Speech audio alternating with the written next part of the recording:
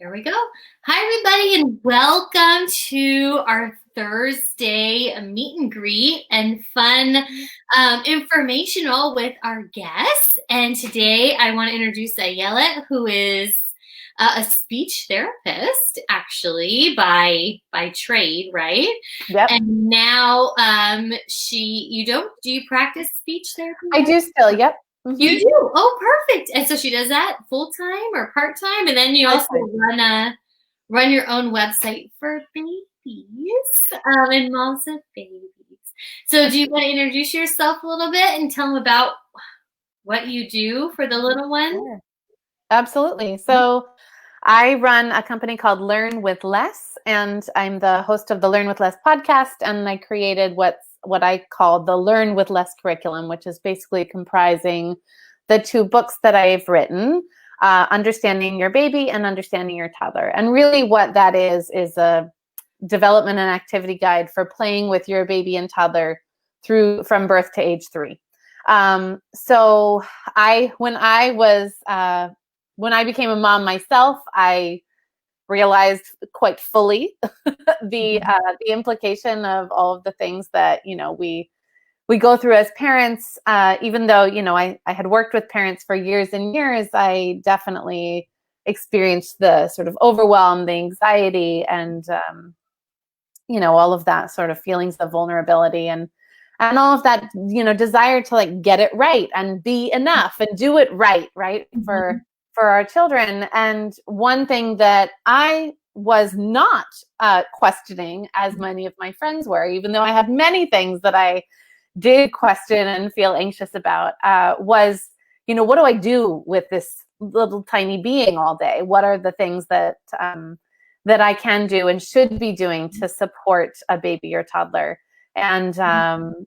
And so that was, I started leading these sort of enrichment sessions for families in my area. And that grew into what Learn with Less is today, which is a robust family and professional resource for families with infants and toddlers. And all your activities are based around learning with less. So exactly. Learning things you already have, not having to go to the store and buy things. I know you brought a couple different activities today. That's right. Share with everybody. And I know I've been hearing emails and stuff. They're all excited to see what those things are because we've been talking about them all week. So maybe we could start with the first one, whatever one you want to start with first. Sure. So the first is one of my favorite toys. Many of us are geared towards these sort of educational toys, right? We hear about educational toys and things that like buttons and spinners and sounds and all of these things that like, oh, well, if it says, the colors and the numbers and the shapes, well, then it must be a great educational toy. Now, you and I know, Gina, that open-ended play opportunities are really the best for our young children. And much of what those quote unquote educational toys are actually teaching our children is actually just about cause and effect, right? You push a button, something happens.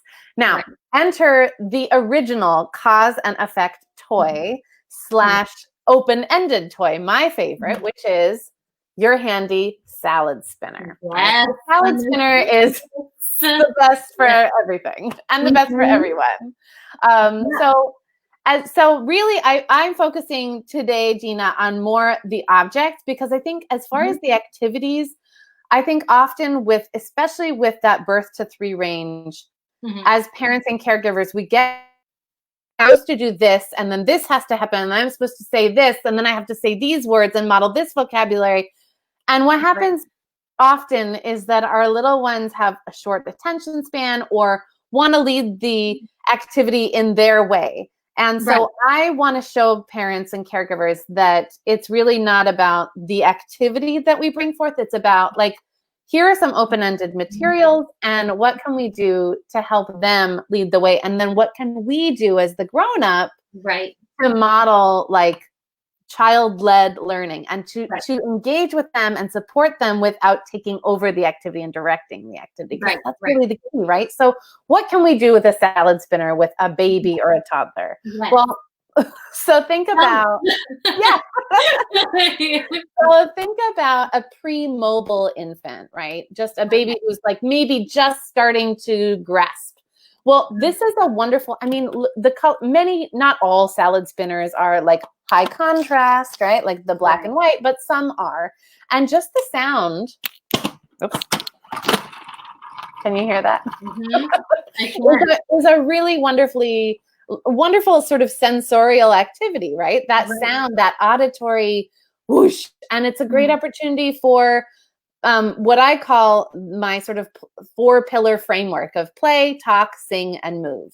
So, okay, so how can we play with a baby with a salad spinner? Well, we can just be playful. We can explore the toy. We can like suggest that the top comes off and see what happens. And oops, it falls off. We can explore what might go in. We can touch and grasp and grab and wear it as a hat and do all kinds of silly things, right? We can play peekaboo. We can do all kinds of sort of playful things that encourage just that exploration. Right. We can talk about what's happening. We can make that environmental sound of whoosh, or we can say the word of go, go, go, push, round and round and round. Whatever goes in, we can say in, right? Stop, go. There's all these amazing, wonderful words that we can really bathe our tiny humans in. Right? And as a speech therapist, when you're giving those words, how do you give them? Do you give them slowly so they can imitate? Do you give them kind of more at eye level? I might just go sort of one at a time, right? I might also, this has to do so much with listening and watching what our baby is interested in, what our child is attuned to. If they seem to be like, whoa, what happened? Like, whoa, what, startled by some kind of sound or movement, then we can make a comment about that. We can ask a question, right? So really just keeping it simple, modeling maybe 1 or 2 words at a time, right? In, go, stop, and then and hat, on, off, right? And not to say that you need to speak in 1-word sentences to your child, but like short and simple phrases are great, right? Especially if you're sort of noticing that they're noticing something and you just want to comment quickly, easily, right? So that's that's a great question, Gina. So, all right, what happens when we have a slightly older toddler, for instance? Well, we can group things. We can figure out what goes in, what fits inside. We can problem solve what will fit with the top on, right? Sometimes things are pretty tall and we have this long little piece. So, I wonder what will happen, right? That sort of wondering aloud. We can sing a song about it going round and round and round, right? And we can really focus on helping them with their motor skills. They can push it, they can stop it, they can make it go, they can do whatever they want, they can roll it, right? Right. So the salad spinner is an endless opportunistic toy. And a lot of preschool teachers, the salad spinner and the art area. Yes, preschool. So fun, right? You put paper in, and then you could put some paint in, and maybe a golf ball, and then you press the salad spinner, and the ball just goes around and around and around and around and around. You take it out, and you get this artwork that's so cool. Right? Who needs a spin art machine when you have a salad spinner? Exactly. And you could talk about the colors and how many balls are in there and counting. And then when it comes out, you can ask them, what is it? What did you make? Where do you want to hang it? That sort of thing. And so we love salad spinners in the art area. That is one of my favorite things to do. And the kids love to push. It's a lot of independent skills and problem solving. Even a 4-year-old. Absolutely. And also like all of that motor skill and sensory awareness, right? You have to figure out like how much force you have to put on. Right. And let up on, and how much force you need to put the button, to push the button to stop it. They might have to ask you for help, right? Help, stop. Right. things like that. So so much language opportunity, and There so is. much. And I see there's 9 or 10 people popping in and out here. So if you guys have questions about any of these right now, a salad spinner, welcome to you. Just comment below and I will ask. I can see them all right here on my screen. So join the conversation if you guys want to hear more. Comment. Yeah. Good. So now we have another activity. All right. So the next one I have is something that we are probably doing a lot of at home since we're all staying at home, and that is the laundry basket. So laundry, I can take it away. We all know what I don't like laundry. We don't want to look at you don't want to look at my dirty laundry. Yeah, I have that one right here. Yeah. Yeah, we all do, right? So for a baby, well, I mentioned earlier with the salad spinner, it's got, some of them have these like high contrast, like the black and the white. We get really focused on high contrast black and white images, right? Like there's like these special things that we can buy that are like these lovely images, and those are awesome. But I want to remind you, there's one thing that you have already that's a black and white or high contrast image, and that's your face, number one, right? And number two, anything that is on your wall, right? Whether it's a picture frame that's like dark with white, wallpaper behind it, or a laundry basket with the opening and closing. You lay your baby next to the laundry basket while you're doing laundry or sorting laundry with your toddler or preschooler into, color piles or whatever it is. And they're perfectly entertained and learning at their own level. And that's wonderful. I think, especially right now when we are so overwhelmed and many of us who are working from home now are, even more guilty, feeling even more guilty that we don't have the time or energy, or our kids aren't getting what they need because they're not, going to activities or going to daycare or going to preschool. Remember how much is happening just by being near you and being in these everyday routines and rituals that you're already doing, even if you're going in and out between work, right? Just participating in daily lifestyle planning and cooking and cleaning and seeing that and being around that is a learning experience. And if we can bring our kids into that, even just giving them little jobs, that is a preschool day in itself. Absolutely. Yeah. Now, a laundry basket is a great thing for just marveling at for a baby, or touching and figuring out those holes, and the absence of a thing is often very, very interesting for both a baby or a toddler, right? The absence, the hole. Putting things into those holes, whether it's, a shoelace or a dried noodle or whatever you've got laying around, experimenting, problem solving, what fits in, right? Or of course, getting into it yourself. Now I'm talking about more of an older infant or a toddler who can like sit up and strengthen and engage their core muscles. Maybe you turn it into a movement activity, or you're going to row the boat and you're going to sing the song. This is a wonderful place to be, a laundry basket, right? Because you're engaged, you're there. You can also fill it up with, crumpled up newspaper or little plastic balls or whatever it is. And it's the perfect ball pit, right? It is the perfect ball pit. Yeah. So, I think that a lot of times we think that we have to have these magnificent, fancy things. Even for a ball pit, you have to spend $50 at a store for a tub.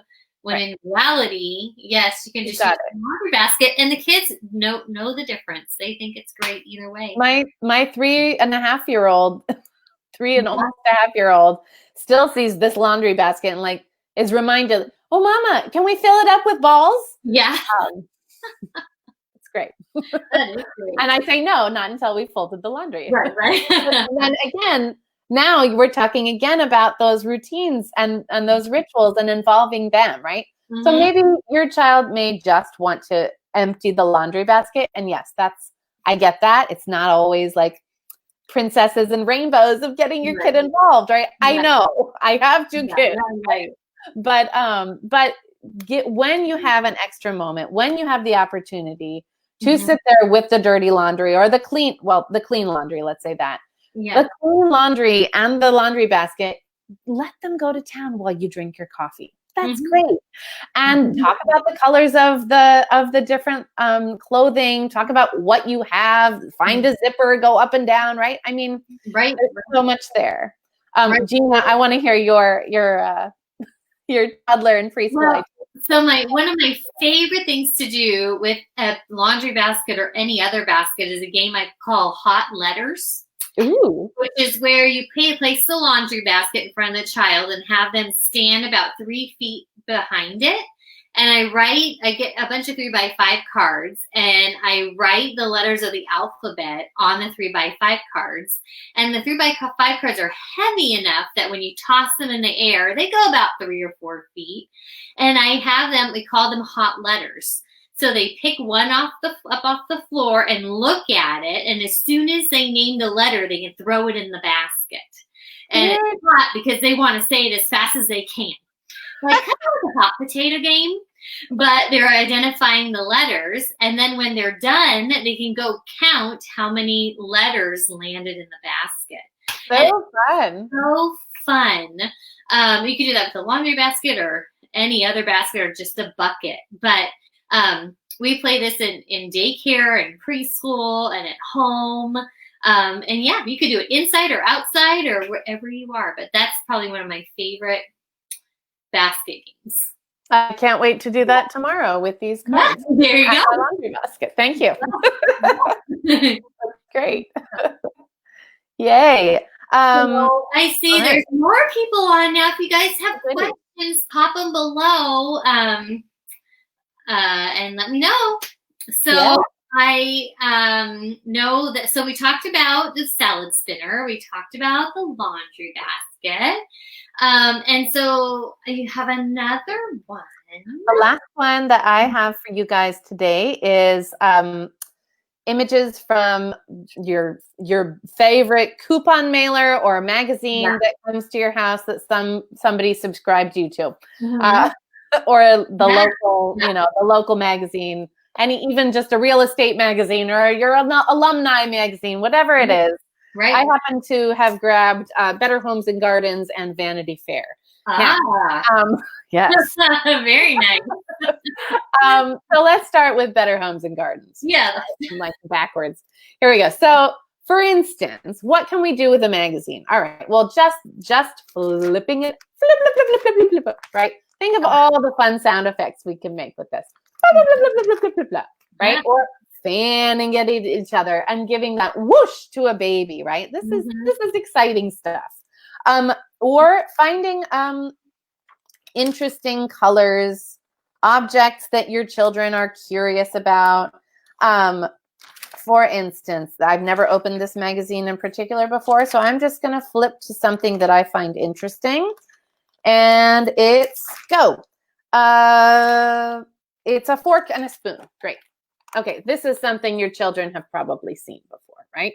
Some kind of utensil, right? So whether we're going to just name it, right?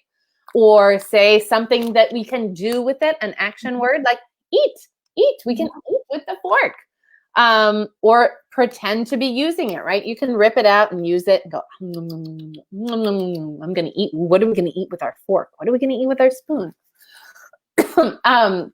Right? So we can talk about the pictures. We can sort. We can find all of the animals, all of the things that we use in the bathroom, all of the things that are for the kitchen, all of the things that, all of the women, all of the men, all of the people with brown hair, right? I mean, there's like no end in how you can like sort these things. And you do that with a toddler. Absolutely. All the time. Yeah. We can also, look at like all the food. You can play kitchen with your magazine images, right? With a baby, I would just talk about what I see, just envelop them in language. You might rip out a little piece and put it in the salad spinner for it to run around and turn it, right? Or throw it into the laundry basket. basket and see if, put a little piece of it coming out of the laundry basket, see if that baby can grab it. Mm-hmm. Or crumple a piece of your magazine up and place it near a baby who's like, before they're really mobile, place it near their hands or their feet, and help them learn about cause and effect, right? Yes. So, and remember also that like all of this, a magazine, this page, right? This is early literacy, whatever you're doing with it, whether you're talking about it, whether you're pointing out the pictures or the words on the page, whether you're crumpling it up and throwing it into the laundry basket, all of this is early literacy activity, right? It is. We don't have to sit and read a book from front to back to make early literacy happen and make it alive in our homes. So not at all. And you're right. And that's exactly what, so a lot of you guys know I write children's books I do have some of those. And so I love encouraging young kids to create their own stories. And there's so much that goes into that, from problem solving to language development, literacy, letter and word knowledge, and everything. And so what I like to do with old magazines is have the kids go through and cut out pictures and then glue them on different pieces of paper and then put the pages in order to create their own story. So once all the pictures are in the order they want, then I go through and ask them to tell me the story that they wrote, and I'll write the words on the top of each piece of paper, and then we'll staple them together, and they created their own storybook. I love that. And a lot in a preschool center, we can keep those in the library area so the kids can go read each other's stories. At home, they could take them and have them in their room. You can hang them on their fridge. They can FaceTime grandma and read, the story they wrote to grandma. And so I think that is so important. It's a great thing to do with old magazines that you usually throw in the recycling. You can reuse a lot of those images and support a lot of that language. And for those people that want to teach handwriting, you can write the words in yellow highlighter. The kids trace the yellow highlighter with a pen or a pencil, and they're actually writing words, but they're just tracing. And they want to do it because it's their own words and it's their own story. So it's cool. Printing out a worksheet and saying trace letter E 20 times. Letters actually make words, and they're your words. And so it's so fun to watch them do that. That's beautiful. Yeah. There's so many things we can do with things that we have at home. Yep. If you just put a little imagination and creativity, you can play for hours and hours and hours. Yeah. And I think it's important right now, especially for parents, to get some ideas of things that they could do without having to be there 100% of the time. So, like, do you have I know we didn't talk about this before, but do you have like 2 or 3 objects that can be like in a room for a toddler maybe who's always needing that one-on-one, so they can play on their own, or something that would keep their interest long enough for maybe 10 minutes? Honestly, I think that your best bet is any open-ended toys, whatever it is, whether it's construction toys, whether it's like blocks or things that they can build on. And it doesn't have to be blocks. It can be, diaper wipes containers, right? It can be empty cardboard boxes. I have a bunch of stuff here that I ship all the time. Toilet paper, we don't have much of that right now, but the toilet paper rolls are good. Toilet paper rolls. This is what are these? The wrapping paper. Poster tube, or paper roll tubes, empty tape rolls. Empty bottles. Yeah. I think, if you've got a giant piece of paper, right? If you got some butcher paper and an area for your child to have some and use some tape, maybe you take off some tape or make it, easy for them to do it. Go ahead and just let them go to town, and they will be occupied. Honestly, toddlers and preschoolers love tape. Tape on anything. So any surface that you're happy with, go for it. Sidewalk chalk is also a very popular one around. Your own like little maze with a tape and have them use cars to go across them, or balls, or. I have a question here from Cassie. She says, speaking of tracing, how can I encourage my 2.5-year-old to trace? He is all about drawing and lines, but not tracing. Or is it something that just kind of comes in time? And so I'll answer this first, and you can talk about it. But I think that tracing usually comes a little later. We're talking maybe 3.5, 4 years old. A 2-year-old is definitely at a circle and up and down line. Yeah, right. If you're talking about like writing and pre-writing skills, the lines, drawing lines, and free drawing is exactly where your child should be. So you can encourage him or her to trace, but honestly, the best way to encourage early literacy and early writing skills at 2.5 is to let your child draw what he or she sees is interesting to them. And you might model what you're doing next to them and show them, like, do this, imitate your child instead of getting, like, that's another thing, right? The best way to have our children imitate us is to imitate them. Right. In a fun, playful way. Right. So if you see your child draw a line, draw the same line, but bigger, or but smaller, or but this way, right? And then add something else to it. So that sort of repetition with variation is just like such a key aspect here. Going back to the tape on the line, even the 2-year-old driving his car along the line that was made, even though it's not a marker or crayon, that is pre-writing and pre-tracing. How weird as that sounds, it's all about his eye-hand coordination and moving it where it goes. So that's a great point, Tina. Yeah, it's a great activity to do. So I hope that answers your question, Cassie. Yeah. But yeah, so open-ended toys for kids to keep them engaged.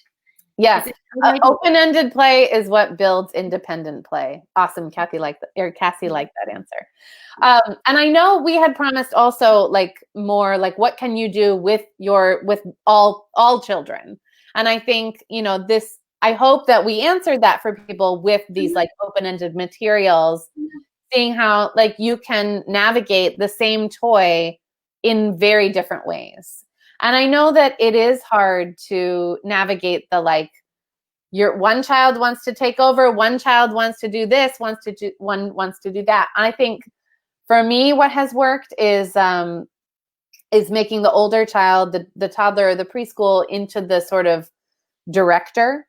Because they want to be in charge, right? Give them some control and show them like, oh, here, okay, your turn now. Show your little brother, your little sister, like, show them what you're doing, and then let's see what he does. Right.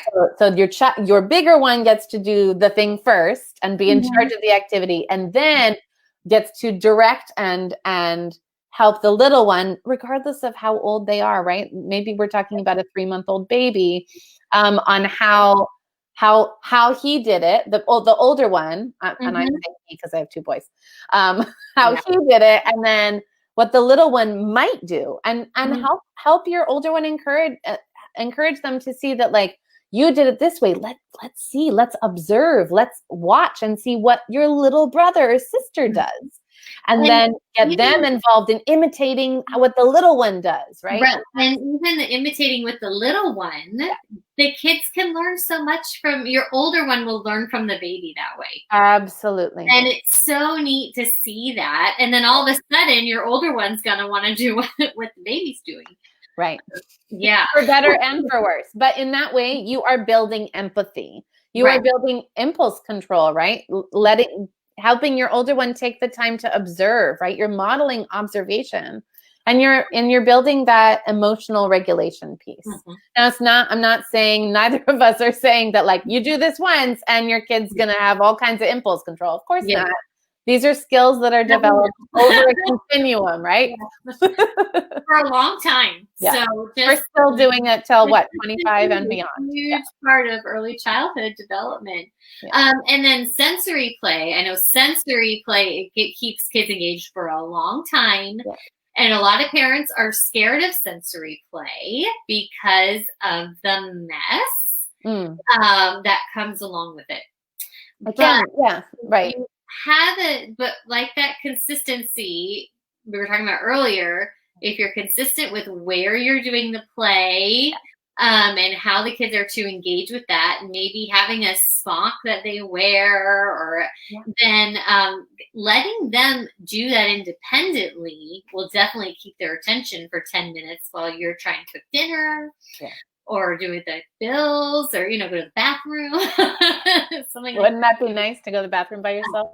Yeah, I think also on that note, I think we hear the buzzword sensory play, and we think, and this is something that you and I, Gina, talked a little bit about when you came on the Learn with Less podcast, but we get bogged, or like, we think about sensory play as just tactile, right? As like the messy play. But sensory play is, think about, what is sensory play? It's play that's stimulating the senses. And we have many, many, many senses, right? So listening to music, running around in a circle, going up and down a ramp, right? All of that is sensory play as well, right? Think about all of the senses you have. Eating is sensory play. So remember that pretty much everything you do is sensory play, and that there's so many ways that you can approach sensory play. And then on the messy play note, I love the idea of a dedicated space. A great place for me that I love to do messy play is in the bathtub. That's a great spot. With their diaper on. That's perfect. No. Nothing else. So for a 2-year, so I just want to talk real quick about, so say you want to do sensory play with a 14-month or a 15-month or a 20-month-old. There's lots of things we can give older kids that we know they're not going to eat. Yeah. But the littler ones, do you have like a top 2 or 3 things that you think would be safe for? Oh yeah, absolutely. I think the bath is a wonderful, wonderful opportunity for sensory play and a sensory experience.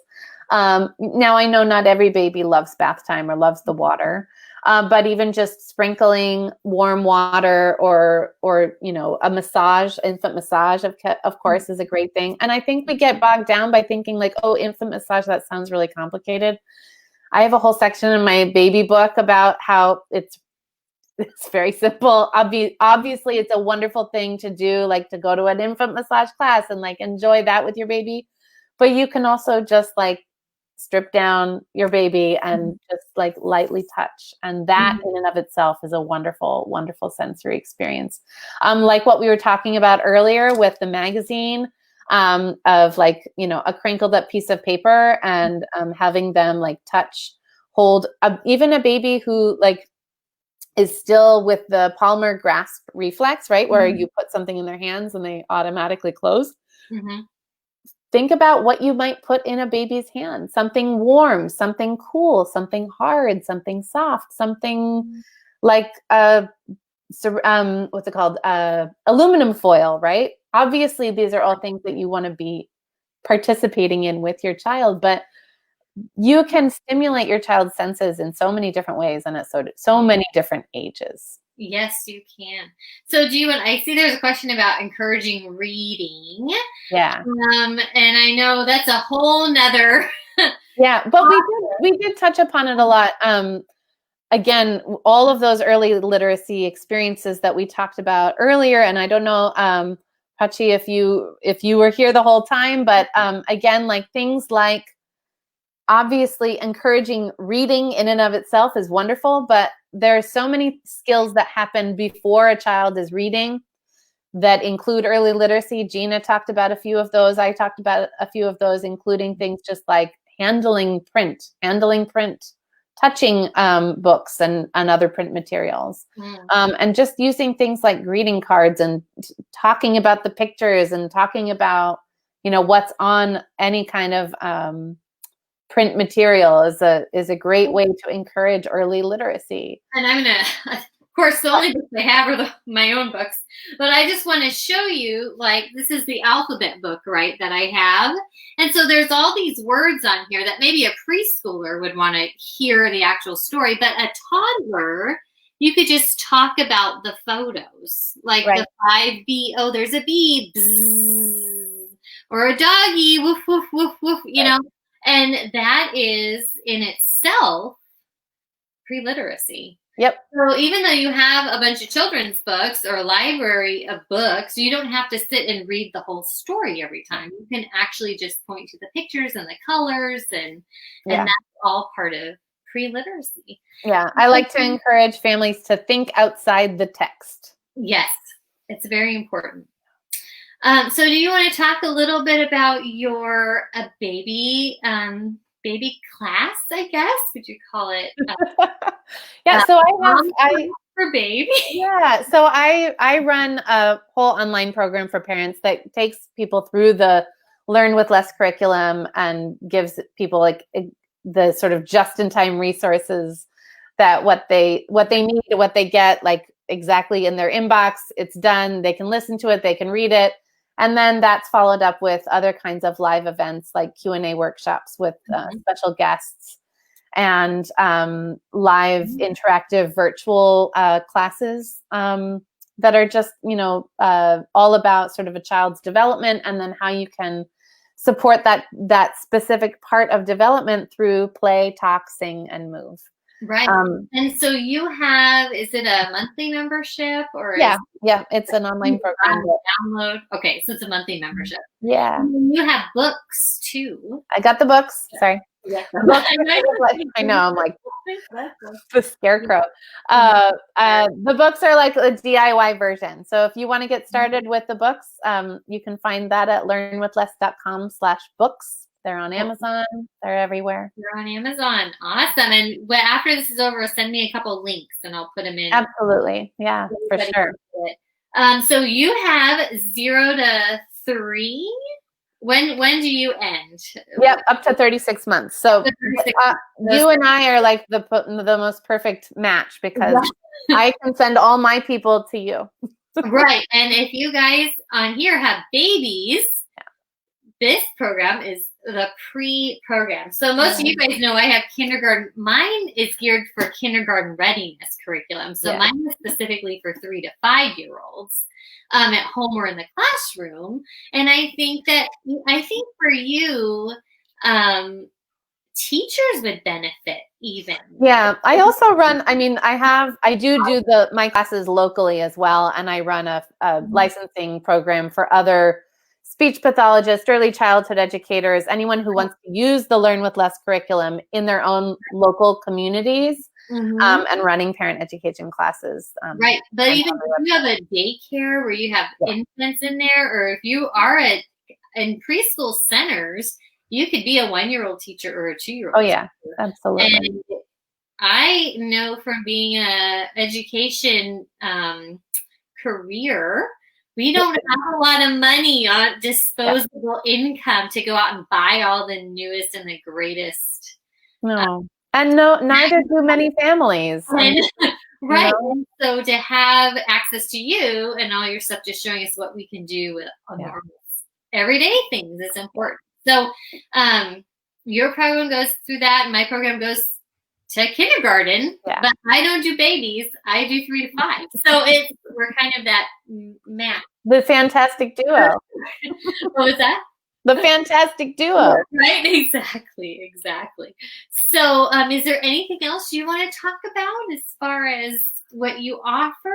Honestly, I love if you are looking for just sort of like a basic sort of guide. I talked a little bit about those 4 pillars of play, talk, sing, and move. And if you want just sort of like a cheat sheet to that, I do have on my website, it's a free infant and toddler development blueprint that you can download, and that's just learnwithless.com/blueprint. Yeah. Awesome. And Nicole, can you see that comment? Oh yeah, Nicole asked, do you have to be local to you for the training? No, I run the licensing program virtually, and then you can disseminate it in your own local communities, wherever people are. I currently have licensed facilitators, or in the process of licensing facilitators, all over the US and in Canada, but I'm happy to. What is the licensing? What does that mean exactly? So basically, yeah. So I mentioned that like the program initially I ran out of my home, right? Mm-hmm. As a live and local workshop or set of workshops, these sort of classes. And then I went and started sort of an online presence as well. But now it's my hope and dream to have other people give other sort of professionals, whether they're parents themselves or grandparents or not parents at all, whether they're therapists or early childhood educators or what have you, any people with a background in early child development, right, of some kind, are all sort of qualified, and that's sort of the prerequisite to run it. And they are, high quality, evidence-based groups, and it's a ready-made curriculum for other professionals to use. And then the training is just all virtually. We go through 6 modules all about how to sort of make sure that you're ready and and able to do, essentially run a business in a box for yourself. So. Yeah, and so do they get the curriculum, and then as far as a license, you just mean you give them the okay to run it on. They are licensed, yeah, exactly. Yeah, awesome. Oh, person speech therapist. Woohoo! Yes, I have you. So my Grant, great niece, and she's considering opening an in-home daycare. Yes. Yay. Yes, you should chat with us, Chris. No. Yeah, that's wonderful, Chris.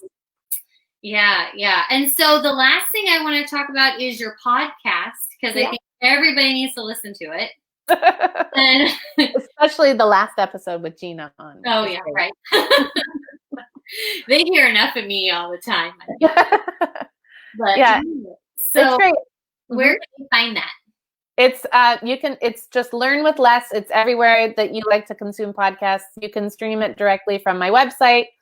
You can find it on Spotify or, Google or obviously Apple Podcasts. So yeah, basically it's a mix of talking about either early development or setting limits and managing behavior in those early years, or, managing the sort of balancing priorities and needs and relationships, or setting up the environment for learning. Really, all of those sort of topic categories are really what we explore in the podcast through my own stuff and through interviews with other people.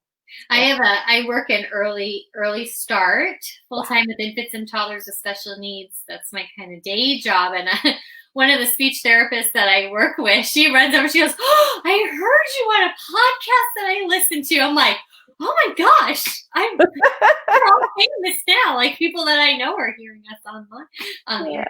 So, but yeah, so it's a great podcast that I know people follow. So yes.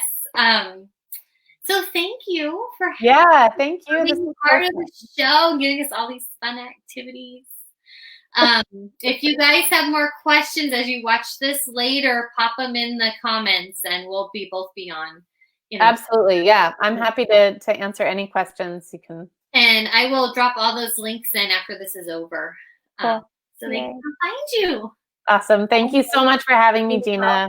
You guys are in good hands.